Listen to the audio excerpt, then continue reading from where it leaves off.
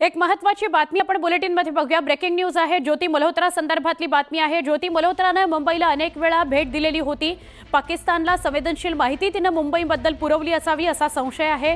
जुलै ते सप्टेंबर 2024 दरम्यान ती 3 वेळा मुंबईत आलेली होती।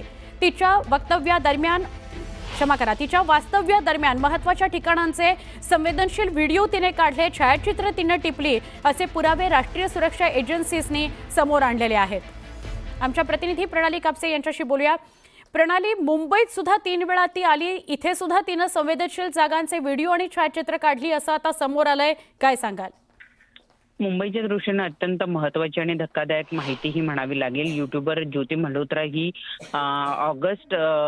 जुलै 2024 ते सप्टेंबर 2024 या कालखंडामध्ये, विशेषतः आपण जर बघितलं तर हा तोच कालखंड आहे ज्या कालखंडामध्ये महाराष्ट्रामध्ये निवडणुका सुद्धा होऊ घातलेल्या होत्या।